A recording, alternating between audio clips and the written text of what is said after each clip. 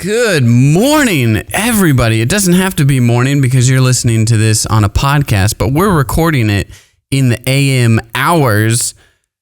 I have my coffee. I have my microphone. I have Benjamin. We're ready to record NewWayStories. Thank you guys so much for listening. You can tell we're a person down. Well, if you're watching, you're a person down. Hey, that actually leads me into exciting news. NewWayStories now has a YouTube channel. Yes. So if you weren't watching these on Spotify, you can now watch them on YouTube. You can see our beautiful faces, but Darius is not with us. You can't see his ugly face today. He is in Arkansas, and Arkansas does not have internet yet, and so he's not able to join on Zoom, but he will get to watch a ton of cool Disney VHSs there. It'll be a good time for him. No, I do think he is trying to get across state lines, and he might join us for a little bit if he can find a city with internet. But like I said, it's not guaranteed. Not looking good. It's not guaranteed. And I mean no offense to all of my Arkansonians Is that what they call out there. themselves? I don't know. It sounds right. Yeah, because I know a few people from Arkansas and I love them, but we all can admit that they don't have internet, and that's where Walmart's from. So, Already off to not a great start. I'm trying to. So my boy Bob Newhart died. Yep. Last week. Not last year. Last week. These past 2 weeks have been a year. Yeah. Bob Newhart, comedian. You probably know him as Papa Elf in the movie Elf, or the voice of Bernard in The Rescuers. But he's a prolific stand-up. He had 2 TV shows in the 60s and 70s that were wildly popular. And he said he has a joke, and I'm gonna ruin it, but he has a joke about country music, and how it's not that he thinks that it is. Oh man, I'm blowing it. This is not good podcast material. It's not great. Just like the Wi-Fi in Arkansas. He says, I'm gonna blow it. He doesn't insult it. He uses a big word and says, I don't want this to big word, whatever you use against people who are fans of country music. And he goes, now, for those of you who are fans of country music, this big word means this. Oh my gosh. It's That's really clever. It's a really funny bit, and I wish I could remember it fully. Look it up. If you're watching, look it up. Just go ahead and look it up. Listen to Newhart. He's the man. Yeah. He does a lot of like one-sided phone calls that is really funny. Yeah. Like one of my favorite bits that he does is like a security guard. The premise is, you go through the training manual, and inevitably there's something that comes up that you've never talked about. You got to just kind of figure it out. And so he goes, I like to imagine that there was a security guard, like first night on the job at the Empire State Building when King Kong is like on it. He goes, yes, Mr. Henderson. I just had a question. I looked through the manual. I checked all the indexes, and I just kind of wanted to know and he goes through this whole thing. He goes, I checked even like ape toes. He's like, yes, sir, ape toes. There's ape toes being in the,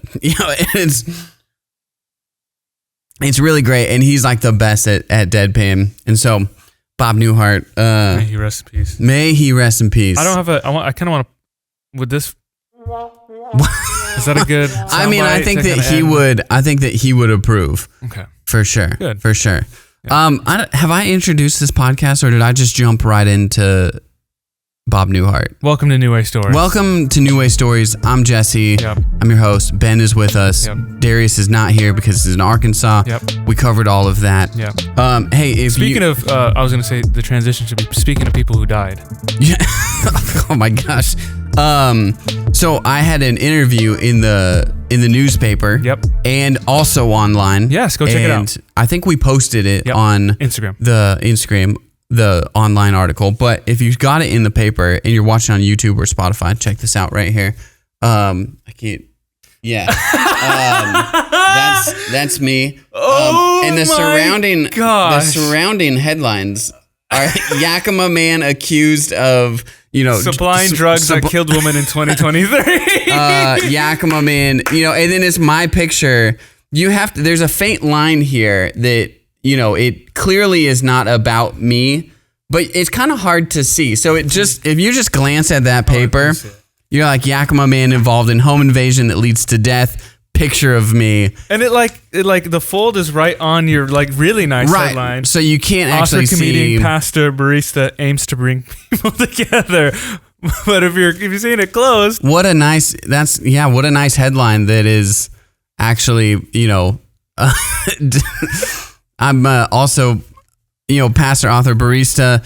Also sentenced for cocaine distribution.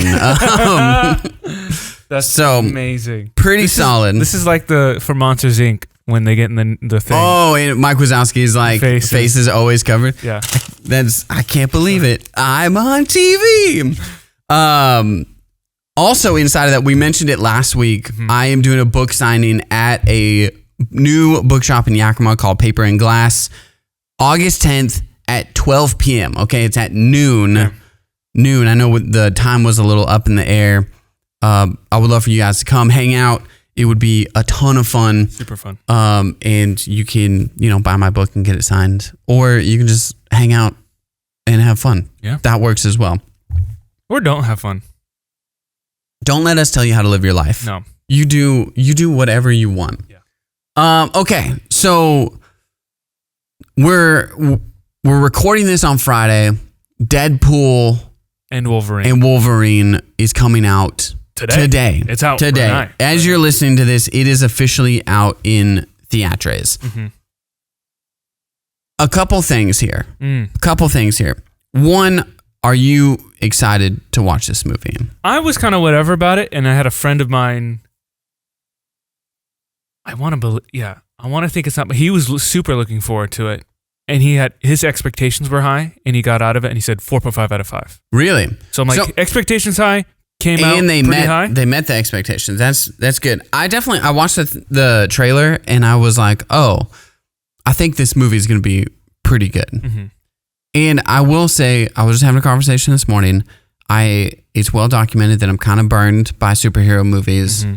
And so was this friend of mine. And I think ultimately, I'm more of a film nerd than I am a superhero nerd, mm-hmm. because if the superhero movie is bad, then I don't like it. Mm-hmm. It has to be a good movie, mm-hmm. in order for me to enjoy a good superhero movie. Does that mean I'm more of a comic book nerd than I am a movie nerd because I enjoyed The Flash? I think so. I think that it is very telling, and that's okay. Like you enjoy what you enjoy. I love it. I want to watch it.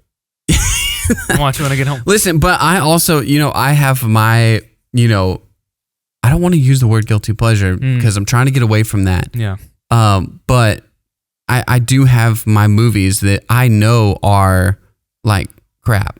You know what I mean? Like I know, but for some reason, Flash is not the thing that I know. It's not a great movie. And not even just Flash, but I feel like the last 10 Marvel movies have been that. And so anyway, but I think Deadpool, Wolverine, and Deadpool in general have a different tone, mm-hmm. and a different sort of sense of humor, mm-hmm. and it's a different movie. I think I'm burned on. You see in superhero movies, they follow the same theme, yep. whether it's Marvel or DC or whatever. Who tries to copy Marvel? Yeah, right. It's like, oh, we have to with what's the giant city that goes up in the air and then falls? The Sokovia. Is that what it is? Yeah, because it was the Sokovia. The Sokovia Accords. So when it was oh, this, essentially they get to a point where if we don't do this, the world's gonna end, right? Mm-hmm. Or if this city falls, it's not only going to kill everybody in the city, but it's going to be a big enough impact that it kills the entire world. Mm-hmm. And then it got into the metaverse or whatever, not metaverse. Multiverse. It's actually just this huge integration with Facebook and Yeah. Instagram. The superheroes are now in the metaverse. Yes, with Zuckerberg. It's in the multiverse. Yep. And then you're doing Doctor Strange, and now everything has to be in the multiverse. And then Flash happens. They go, we're not like doing like Marvel's multiverse, but like Flash can like run back in time, and it's like you're doing the multiverse. You're doing the multiverse, and it's the same thing. Like every superhero movie is doing the multiverse. It also kind of, I don't want to get off of Marvel, but the multiverse is getting rid of the stakes. Yes, totally. Because it's like, at this point, what does it matter? There's an infinite amount of different versions of every character. Yeah. If your Iron Man dies in Earth 2714, there's a different one. So what does it matter? Yeah. I don't know. They haven't. It's cool. The concept is cool, multiverse, but it's been a messy journey. I think that it would have been cool if they did it once or twice. Yeah. And then I would have said that for a big Avengers movie. One big Avengers movie, multiverse. Sure. That's it. And then but then you shut it down. Shut it down. You have the ability to do it. It's like nuclear weapons, right? We have the ability to do it, but we shut it down and we say, hey, this isn't good for us or for anybody. Marvel need to be like, yo, we need to shut this down. It's not actually good for cinema. It's not good for like the health of people. Yeah. But so that being said, Deadpool is just like a funny action movie. Yes. Right? With characters that you like, right? Like Ryan Reynolds. Now, listen, I'm going to go out on a limb here and say that people like Ryan Reynolds. Really? Yeah. And he's a good actor. Yeah. But Ryan Reynolds has played the same character for the last 15 years. I would maybe even longer. Yeah. And it's funny. It's really funny. But Deadpool is just like just a more crass Ryan Reynolds, right? Yeah. If he's in a rom-com, that's Ryan Reynolds. If he's in an action movie, that's what you're getting. So we like Ryan Reynolds. I will say, as an actor, he probably needs to do something. I just watched Lars and the Real Girl. Okay. Which is an old Ryan Gosling movie. Okay. And the Goz crushes it in that movie. Okay. What's it called? Lars and the Real Girl. If you watch the trailer, you think this is just like a funny rom-com. And it is gut-wrenching. It is, and Ryan Reynolds is so good in that movie. When I look at an actor and I'm like, oh, you play different things. And I enjoy that. I love it when you act and not just act like yourself. Ryan Reynolds acts like himself. I enjoy it. It's entertaining, but there it is. I'm sorry. Are you sure he's in that movie? Lars and the Real Girl? Yeah. The Goz? Ryan Gosling? Oh, I thought you were talking about Ryan Reynolds this whole time. No.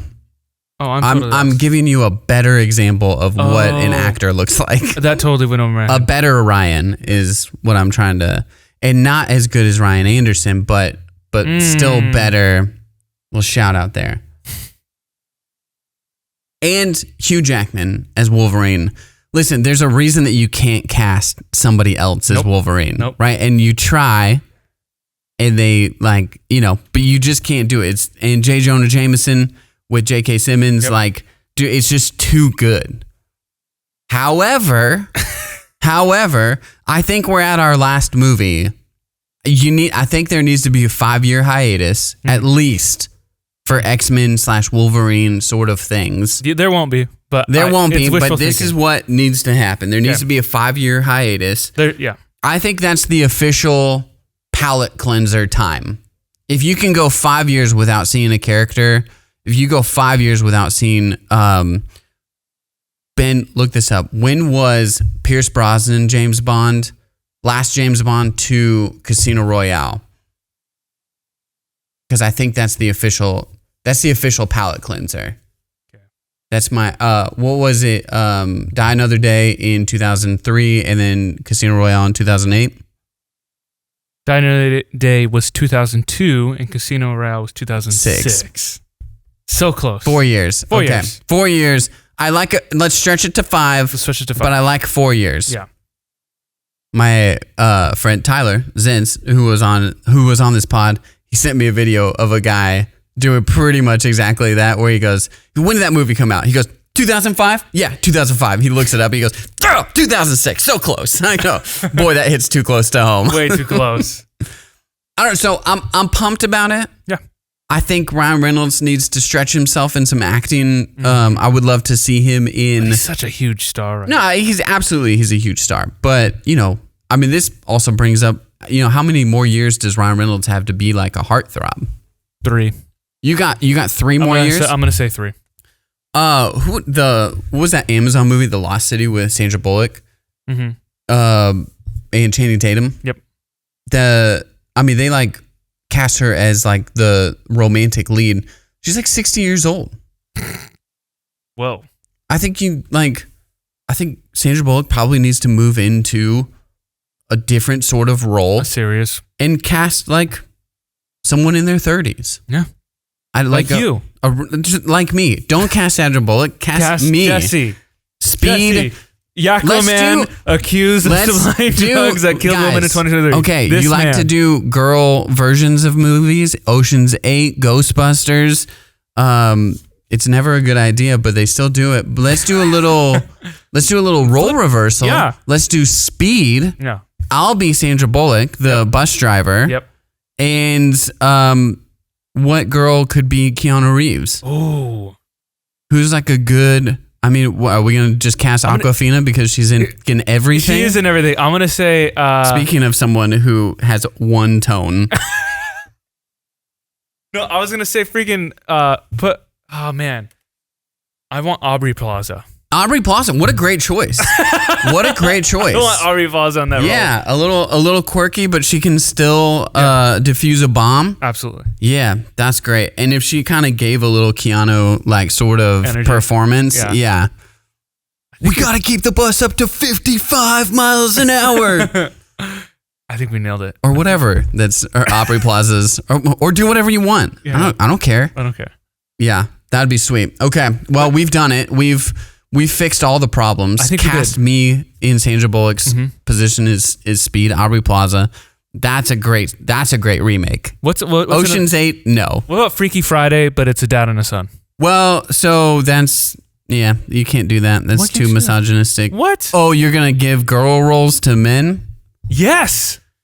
Did you see the movie Freaky? I didn't watch it, but no. It's a Freaky Friday with Vince Vaughn, and he's like a serial killer, and they get swapped. This young girl gets swapped into the mind of a serial killer, and so Vince Vaughn has to play like he's like a 16-year-old girl, and then the girl is now Vince Vaughn, the serial killer. Oh my gosh, it's freaking this girl who's Ant-Man's daughter.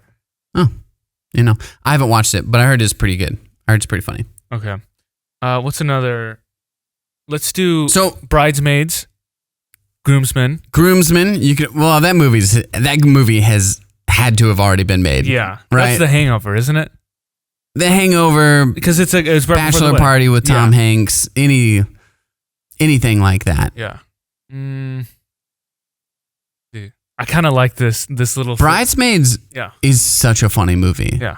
I think, and I was reading this interview about with Judd Apatow, and he just like finds actors and writers that he thinks is really funny and is like, I just want to make a movie with you. And so now people are like, oh, it's so empowering that like you have this cast of all these like awesome females and it's so funny. And he's like, yeah, that's great. Like, it's not what I was trying to do. I just like Kristen Wiig is really funny. She's awesome. And like, let's write a funny movie with Kristen Wiig. And then, like the powerhouse cast of Maya Rudolph and Melissa McCarthy. And I think we've gone over this over and over again. I think that's how you actually make movies that are impactful. If you say like Ocean's 8, like let's make a movie that is all females, like an Ocean's, I'm totally fine with that. Just do a heist movie that are female leads. right? Don't be like, hey, we got to do a female Oceans. Just do a heist movie with female leads. And I think that you'll make a better movie and it'll be more impactful down the line, kind of like what Bridesmaids is. Yes. So that's all I'm saying. Now, with that being said, you could cast me as Kristen Wiig's character. Yep. And no, just kidding. I'm up for I will take that role. Yeah. I also wanted to, do you know that Deadpool and Wolverine is big in the multiverse? Why is it is the movie as big in the multiverse? Yeah, it's like all about it. Do they make fun of it though? Yeah. Okay, so I mean, if you're poking fun at it, then this would be a nice breath of fresh air, I think. Then that's one thing. So it's related to the Loki, the TV show, which is super good. You were talking about Marvel recent stuff.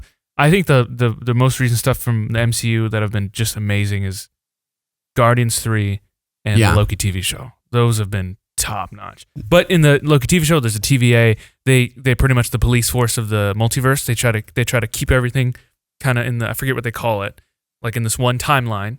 Okay. And anything that stretches off. And in Deadpool 2, he was time traveling and was hopping around to different universes. And like he killed baby Hitler. He killed Ryan Reynolds so he wouldn't do Green Lantern. And so he's been hopping around. In the beginning of the movie, the TVA arrests him or something like that. And then he has to find a Wolverine to help him do something or whatever. And then that's how this is in the Loki TV show? No. This is the Deadpool one. This is the Deadpool. Oh, okay. In Deadpool, the TVA is, I think, the antagonist.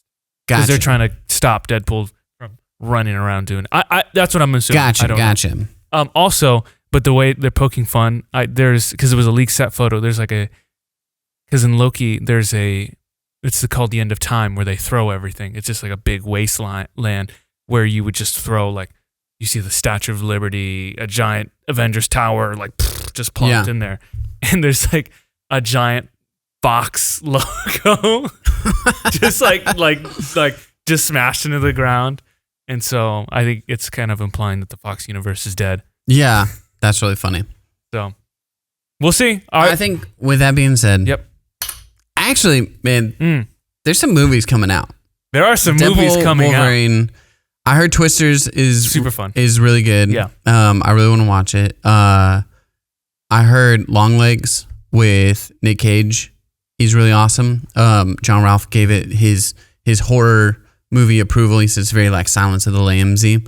And then I know, controversial, speaking of bad movies, M. Night's new movie comes out next week, I think, called Trap. Yep. And it looks like we're kind of, it's taking him a bit, but we're getting more and more back to who M. Night is and like who I fell in love with is like Sixth Sense and Signs and Unbreakable. And, I like Lady in the Water and The Village.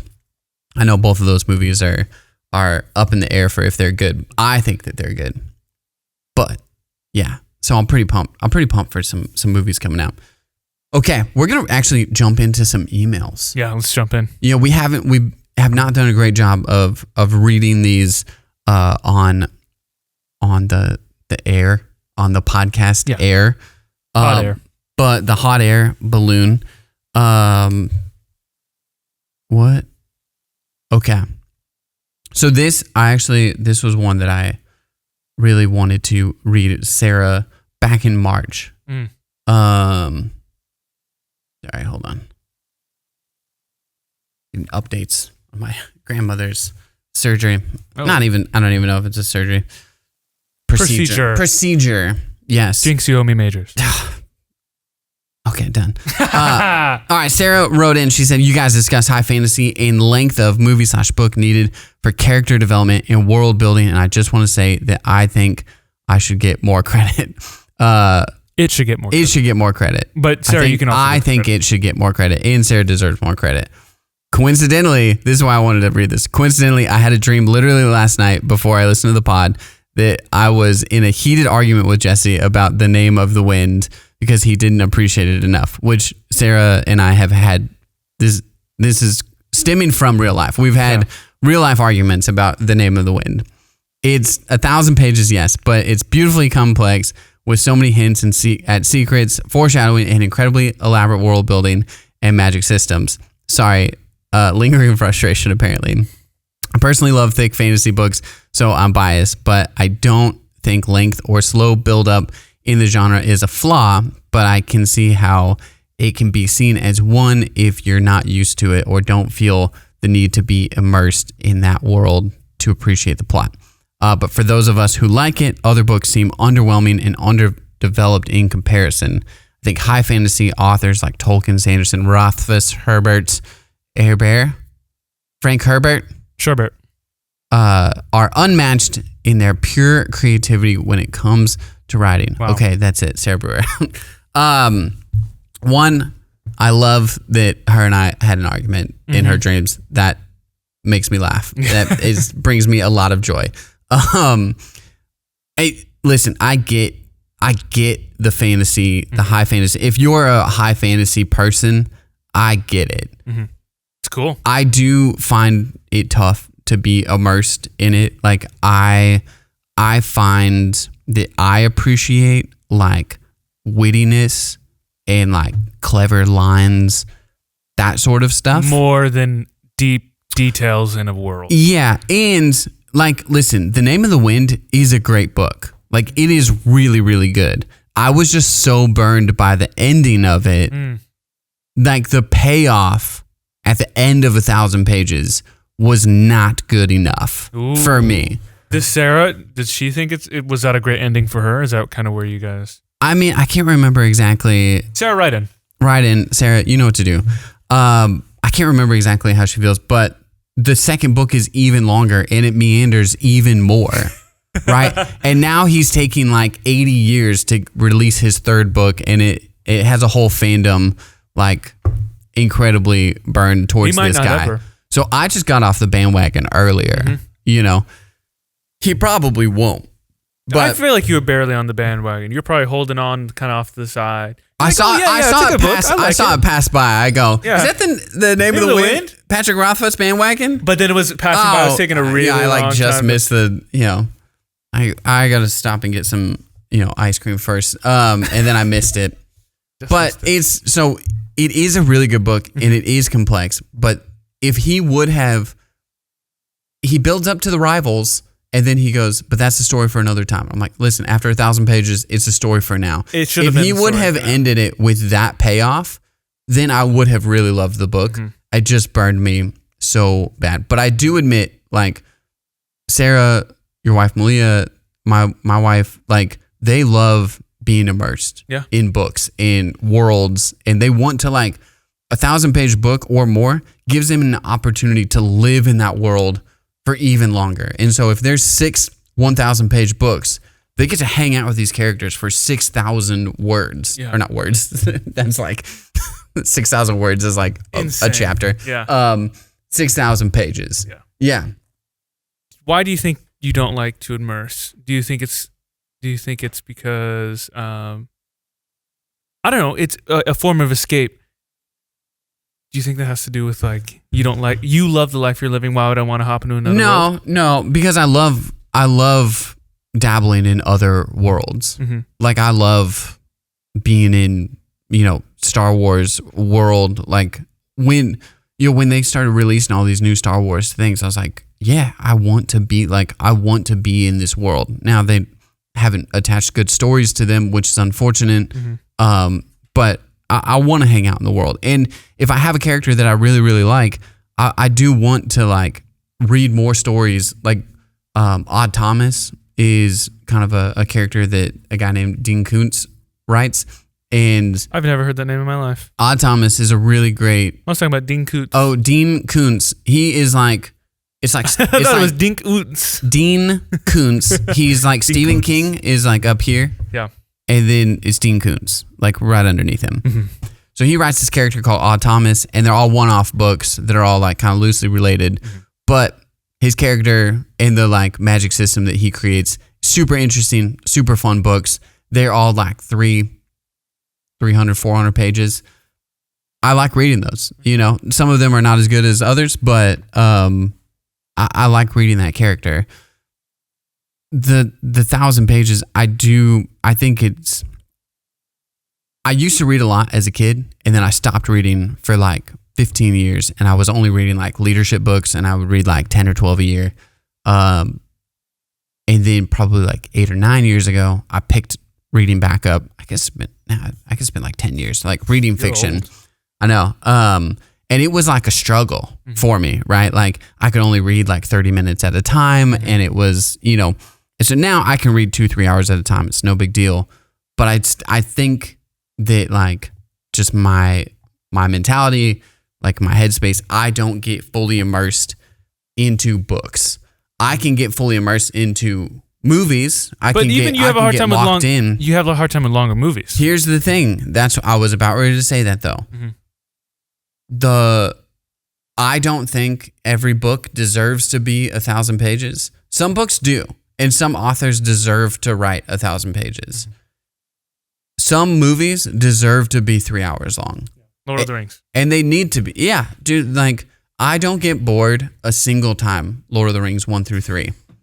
The Hobbit movies? Oh, absolutely not. That movie should have been 2 hours. 45 minutes. Should have been an afternoon TV special.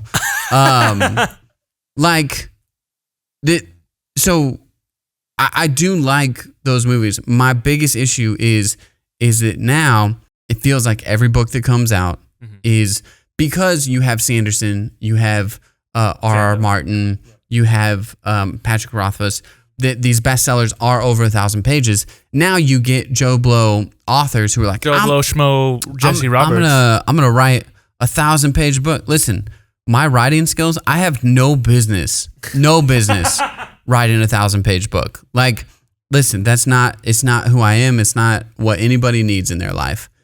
And it's the same with movies, man. Like a lot of these superhero movies absolutely do not need to be would be way better if they were like 45 minutes shorter. Yeah, that's why I feel like I really enjoyed the Marvels, because it did not waste too much of my time. Yeah. We were speeding through that movie. It's not a great movie. No. And if they tried to make 3 hours, it would have been a terrible movie. Yeah. And it's not good. It's still bad, but there's some entertaining parts. Yeah. And it's a little over an hour and a half. You didn't feel like you've wasted an entire afternoon. Yeah, it didn't piss me off. Yeah, totally. Well, yeah, I had Sorry, one more. No, you're good. I had one more point in this. Oh, it was Rick Rubin in his Creative Act book. He talks about like, hey, write your 300-page novel. And he goes, now try and write the same novel with only 100 pages, and you'll have a much tighter, much better novel. Wow. And he's talking about it in, you got these 20 incredible songs to put on an album. He goes, let's pick 12. Which ones are we going to cut? And it's going to be brutal, but you're going to have a much more cohesive, enjoyable album if you edit it out. If you force yourself to get rid of the fluff. And yeah, so Patrick Rothfuss, he deserves to write 1,000-page books. An editor should have been like, yo, you need to change your ending because you suck at endings. Like, there's going to be another dream fight. Listen, I don't know. I don't know what number 2 is. And then number 2 is just a middle book. It's the worst kind of 1,000-page book that you can have, because there's never any sort of like real resolution in a setup book, right? A sequel to a trilogy movie, like it's never good. Pirates, Curse of the Black Pearl, incredible. I freaking love that movie. The second Pirates is so bad, and literally nothing happens for 2.5 hours. Wow. So, okay. I get... Yep. You get pretty passionate. So, but I want to give Sarah credit. Yep. That some books do deserve to be 1,000 pages. And listen, I think the other thing too is that if you really do enjoy being in fantasy books, you kind of overlook some of the like meandering. You're like, it's fine because I'm having fun. There was Kate read my first book, Space Pioneer, and the first 5 chapters, she was like, I kind of enjoy it because the character's just he's not meandering, but he's just going from like planet to planet, and kind of like learning these lessons. It's a very anime sort of like setup. You're like, I'm on a new planet. I see a bunch of new things. I learn a lesson. And Kate was like, I want more of that. But I'm like, the majority of like mainstream readers, all of our feedback was I couldn't get into it until this point, which was after the planet hopping. Mm-hmm. Like, then he met the pirates, and then the story's off and running. But Kate's like, I just want to hang out in this world and like see more new planets and new alien creatures. It's like you were trying, like, it was good. Sorry, what am I trying to say here? It's Kate wanted more out of something that you weren't really trying to do. Well, I think you were trying to establish it, and she wanted more of that, but that was just supposed to be like the setup. Well, yeah, I mean, it kind of, the original idea for the book was that I was going to release it in episodes, and that like it would clearly be marked by each planet is a new episode, right? And that was the idea that I had maybe 5 or 6 years ago, and I started writing that. And then once I got 5 or 6 episodes into it, I was like, I don't actually have like a story formed here. I have Xander needs to learn these spiritual lessons, and Numa takes him to these cool planets. But what's the story?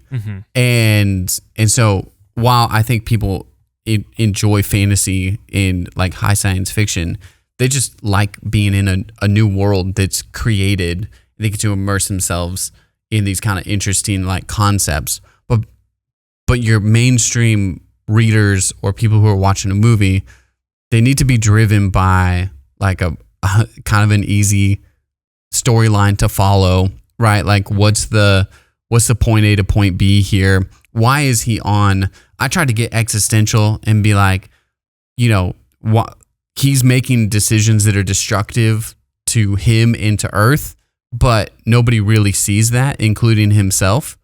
And that's like a very existential like theme. And I'm just trying to weave it into him discovering these interesting things on new planets.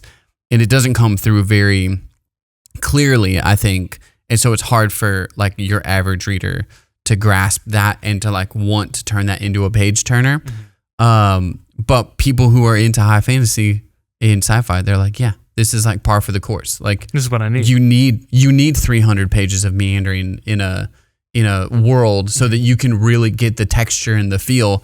And the thing that I keep going back and forth on is, do you need that to have the huge emotional payoff at the end of the book? Right? I just read It by Stephen King. It's a 1,000-page book, and my argument is it could have been 400 pages shorter for sure. But is the horror paid off because you're emotionally attached to these characters? Is the big turn more of an emotional thing because you're attached to the characters, because you're spending 300 pages with them? If that stuff is cut out, is the big emotional reveal still the same? Do you still feel it the same way? Okay, so that reminds me of like movies and director's cut. There are a lot of movies that still work even without the director's cut. Yeah. But then you add it, and then it just adds more weight. Maybe if it doesn't work with what am I trying to say here? If it doesn't work without the 400 pages, extra pages, then it's not a good story. Yeah. If you need that extra 400 pages, it's kind of like Zack Snyder's Justice League. Yeah. 4 hours long. Towards the end of it, I was like, you know what? I'm connected to these superheroes that I did not like before, but I've also spent about 4 hours with them. Yeah. So of course I'd be connected. But I guess we'll never know because we never got to see the original cut of the movie. But I also think like it's like, all right, Zack Snyder cut 4 hours, and I get producers, right? I get like, hey, we can't release a 4-hour movie because people literally don't want to give up an entire afternoon to watch this in theaters, right? Like 3 hours is the max, and that's pushing it, right? Because and it like you go and Mercy Movies, right? 9 o'clock is your latest showing, which is, I learned when I lived in Chicago, pretty early for your latest showing. But a 3-hour movie, you're not getting out of there until midnight. Yeah. Like parents have to pay sitters to be, there. Yeah. So 3 hours is the max. Anyways, we go from one brewer to another. Yep. Largent, maybe one of our biggest fans. He was the first subscriber. I was technically the first. Okay. Hey, the first non-person on the show. First commenter. Largent Brewer, first subscriber, first commenter. Longtime listener. He also longtime video game fan. He says, I have a plan to play 100% of DK64 someday. I'm still waiting for Nintendo to remake it for the modern consoles. That would be cool. He gave us a screenshot, and I can't of like his Donkey Kong 64 game from like 20 years ago. He has like it's like Largent and the percentage of the game that he has. I'm like, I love that this is like a piece. This is like a piece of like what he has, that it's DK64 is like an integral part of his life. And I love that so much. He says, just listen to the video game episode with Tyler. Got to say, really impressed with Tyler's video game knowledge. I was as well. I kind of knew that like Tyler, listen, he's a video game guy. He's got a bunch of tattoos, and like they're like Assassin's Creed themed, and like, you know, so he knows his video games is what I'm trying to say. Says, as a huge Madden 99 fan, I feel Mr. Zintz and I are kindred spirits, which those 90s Madden games are really great. Everything he talked about, I either played or know explicitly about. Really impressed. Also, I am going to watch the masterclass in subtext video. He mentioned I'm a huge Ocarina of Time fan, and we have beaten it many times, I only have one correction for the fast travel mechanics in Morrowind. Okay, let's hear it. There are some major hub cities and towns that in that game you can fast travel to. However, the fast travel mechanic was very limited. There were these creatures called Still Striders that acted like a carriage in Skyrim. So there was fast travel, but it was limited. Jesse, I'm so impressed with your Donkey Kong 64 prowess. Thank you, Largent. Definitely going to play through it again. I'll try and beat your percentage and not look up any bananas. Let's go. You got to beat 96%, not look up any. Oh yeah, he's got game 1, 79% done with 24 hours played. That's his screenshot. Beautiful. Which is so funny. Like, I can't remember how much mine was. It's like 36 hours or whatever. And I feel like, man, I put in so much time into this, and that is like chump change in modern video game worlds. Largent's favorite video game: Star Wars, Knights of the Old Republic, 2003, Fire Emblem, Radiant Dawn, 2007, Age of Empires, 1997. There you have it. Thanks, Uncle Chad, for letting me watch you play this game and later letting me try my hand at it as well. So those are Largent's favorite video games. Thanks for listening, Large. Thank you. Larger than life is what is, as I call him. I've never called him that before in my life. All right. Final little email here from our boy Denton. The good man, the good fellow. And if we didn't read your email, I hope we at least responded to it. Yeah. Usually we do.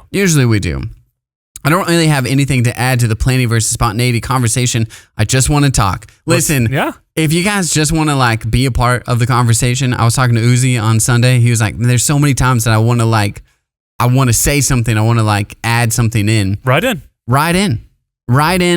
And Uzi, I knew this, but I kind of forgot. He's like a real person. He works as a diesel mechanic. Yeah. So he's not only a real person, he's like a real man. Diesel mechanic.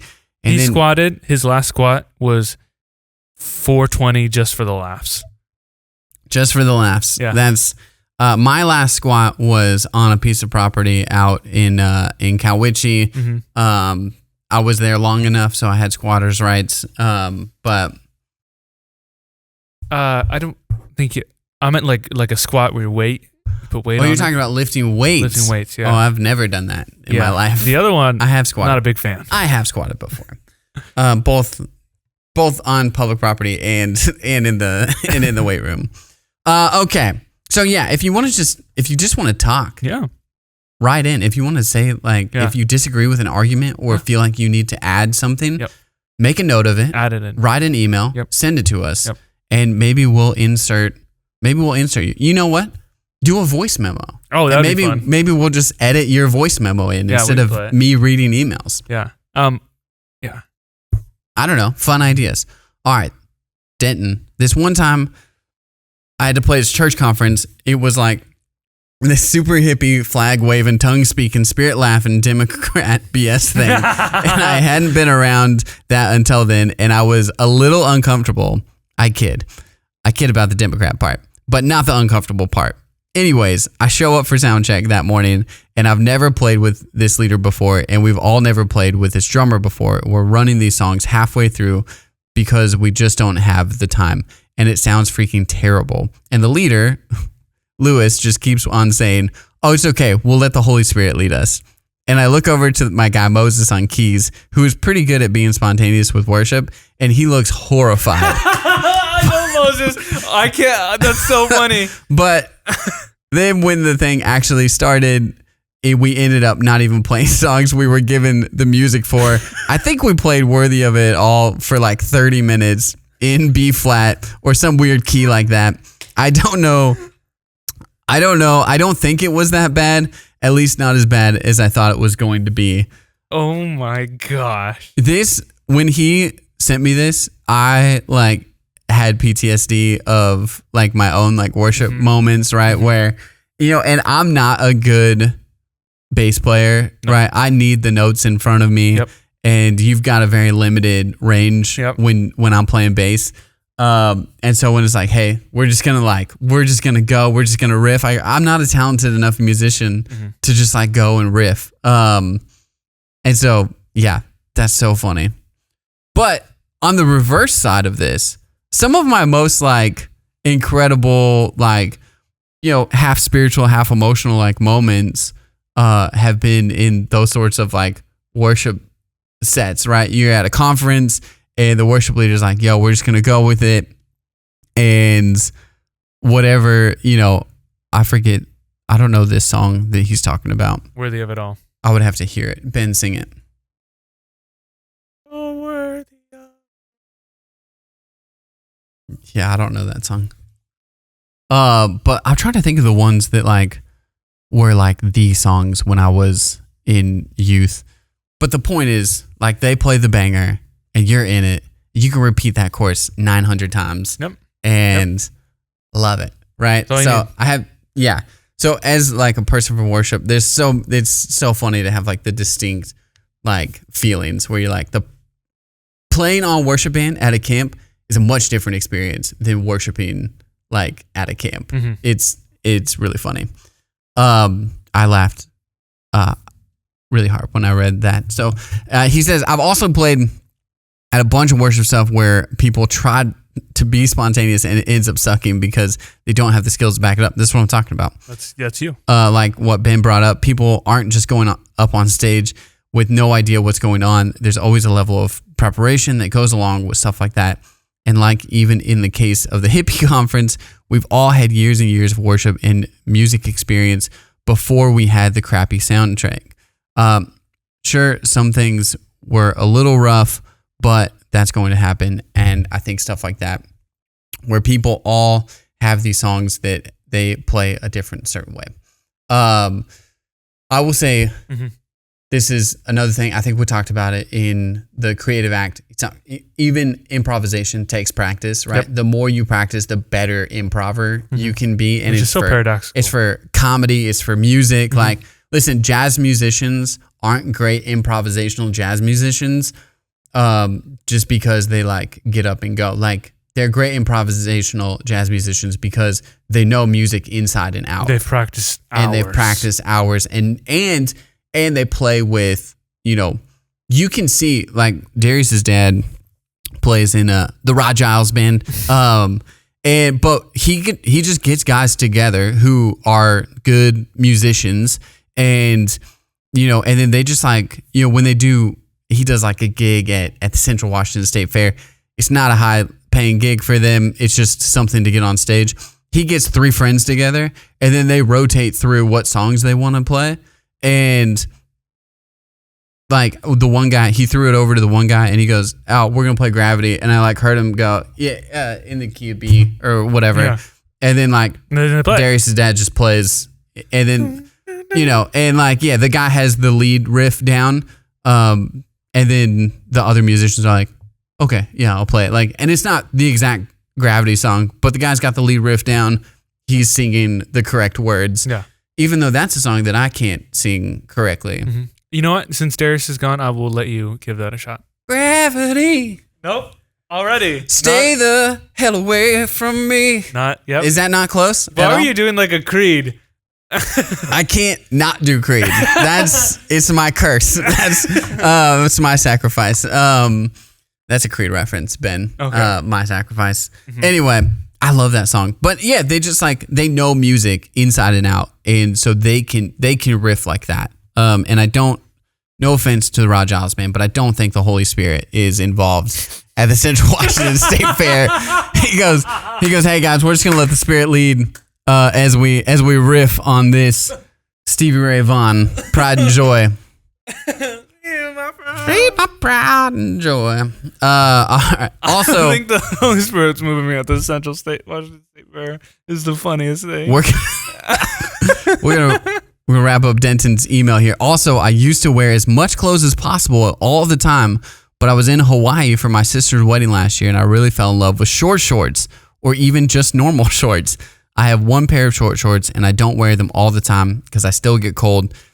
But when I do bust those johns out, boy, oh boy, do I feel like a bald eagle soaring across the Pacific Northwest wilderness. Shirts are a different story.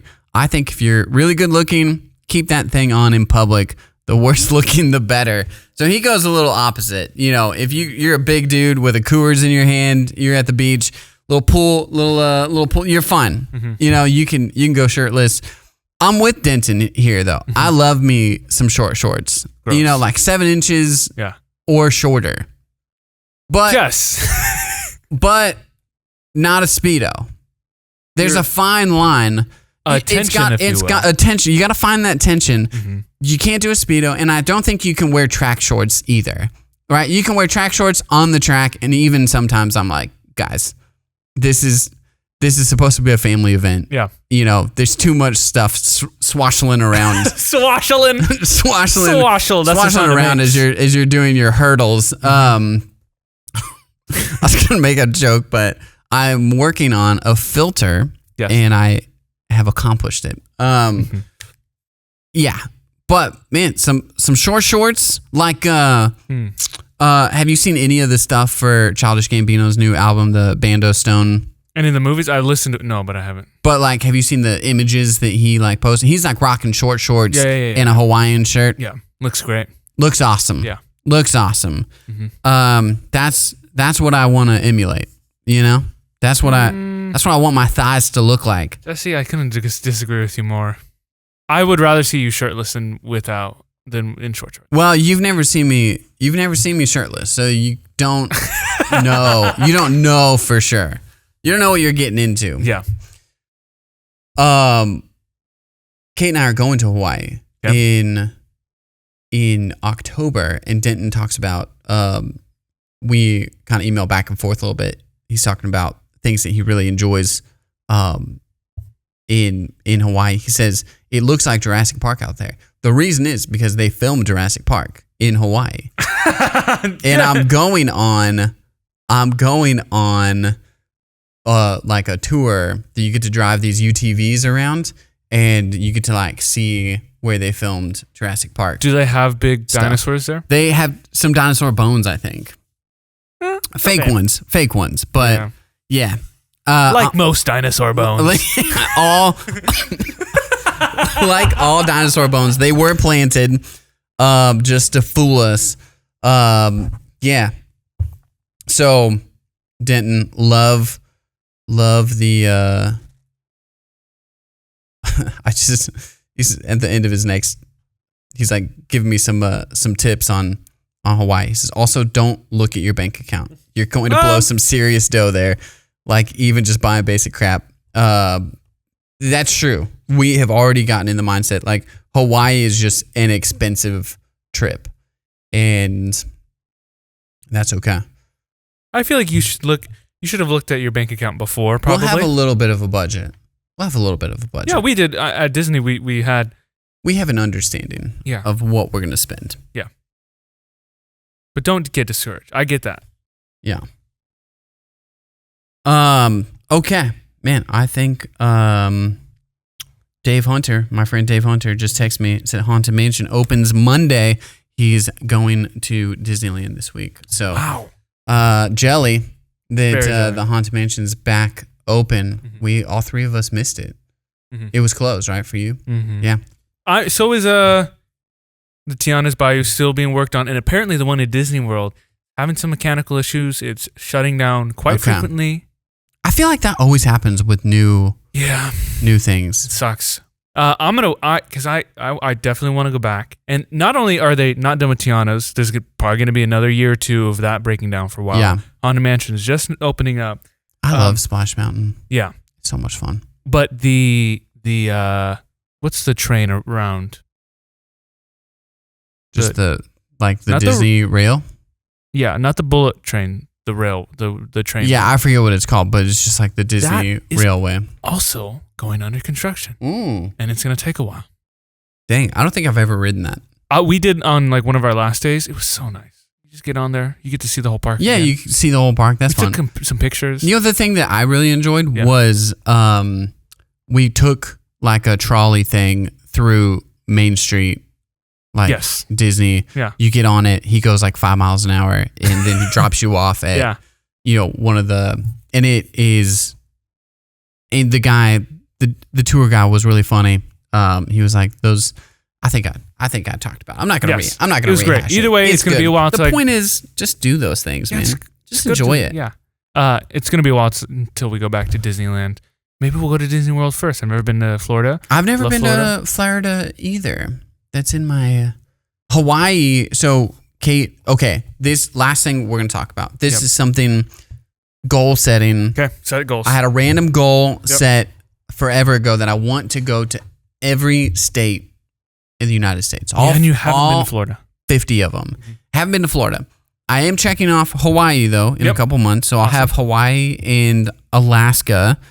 Those are kind of like some separate ones. Mm-hmm. I think my next like random one that we're going to have to purpose ourselves to go to is like Maine, right? Because you can't like get a drive-through sort of action happening, which I did with like South Dakota and Wyoming and stuff like that. Mm-hmm. But yeah. Have you been to Rhode Island?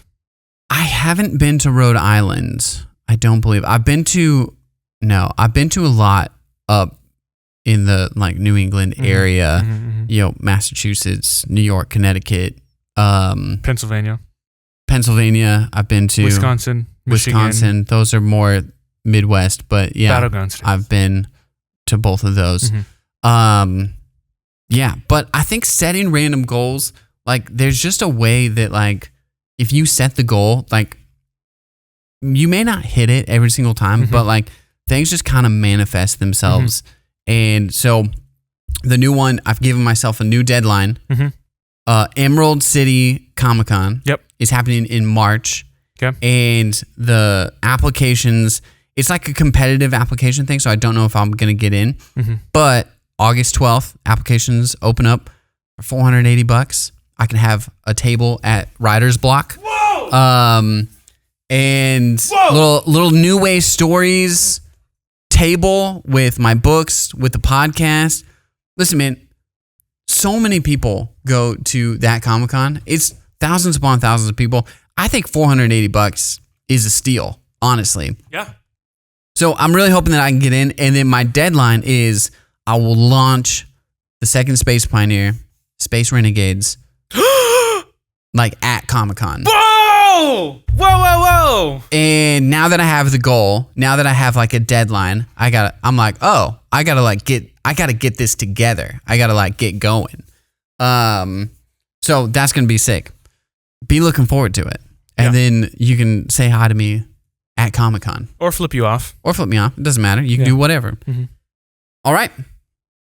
This is kind of a random episode. We were hoping that Darius would pop in, but Arkansas internet, like we said, Not even internet. It's power in general. Power, infrastructure. You get out there in the Ozarks and just, I mean, you know, it's tough. It's tough. There's a reason Darius is the way he is. It's tough living out there. Indoor plumbing, not a thing. Internet, it's hard. So thank you guys so much. Still a thing. Still a thing. Still very much alive. Yeah. So thank you guys Just for kidding. listening. Next week, we're going to talk about sports. Yes. Because the Olympics are starting tonight. We're lighting the torch tonight. Wow. You can light my torch. Hey, you're welcome. The short shorts. That's what I'm doing. Snoop Dogg is lighting the torch. Is he really? Yeah. In Paris? Yeah, which is really silly. There's no reason that Snoop Dogg should be lighting the Olympic torch. He's been in the spotlight for 30 plus years. Mm-hmm. He's not an athlete. No. Like, there are some 17-year-old kids on the Olympics. This will be their only Olympics. This will be their only time. I think you give one of them the torches, or you give someone like Simone Biles, who's like this Olympic like all-star. Yeah. You're like, you lead the team, right? But we're gonna give it to Snoop Dogg. Yeah. What song are they gonna play? Snoop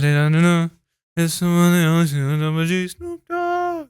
I mean, listen, I love me some Snoop. Yeah. I love that song. Yeah. The D-O-double-G is awesome. Yeah. Just not in an Olympic set. It's Not so Olympic weird. He's supposed to be commentating too. I'll be interested in hearing. There's a couple different streams, and we'll give you the breakdown. But they have entertaining people commentating on the sports. Snoop Dogg, they've got like Kevin Hart and Kenan Thompson are on another stream. Oh, that's great. Like, I think that will be fun. But lighting the torch, come on, Snoop. Let someone else pass the torch on to somebody else, if you will. Like, subscribe, do all of those things. Follow us on Spotify. Go subscribe on YouTube so you can watch these videos of us if you're feeling crazy. And if you are on YouTube, thank you. And just as a side note, you got to type in NewWayStories, all one word. NewWayStories, one word. If you don't do that, we're not quite in the algorithm enough that you got to type it exactly. NewWayStories, all one word. And in August 10th, mark it on your calendar. I would love for you guys to come out to the Rat Race book signing and to show Paper and Glass some cool support. It's a cool new bookstore. I'm pumped about it. Anytime Yakima gets something cool and good, we'll ruin it. I want to. No, I want that to not happen. Yeah. I want that to not happen. And check out the paper. If you haven't read that yet, I think it turned out pretty good. You might be reading some information that you've already heard on the pod, but great picture. I think that's it. Dude, I actually was really pumped about how the picture turned out. I'm super insecure about how my pictures turn out because, I don't know. I wore that black shirt. It was super hot. It's a long sleeve black shirt. Rolled it up three quarter sleeve. Good in length. Tim McGraw style. Yep. And we went with it. Black it's a good slimming color. I go, hey, do you want me to go shirtless? And he goes, no, you should probably keep the black shirt on. But yes, short shorts. But yes, the short shorts. All right, we digress. Thank you guys so much for listening. We will see you next week with the full cast back in order. Darius, he will be back, hopefully. All right, see you guys.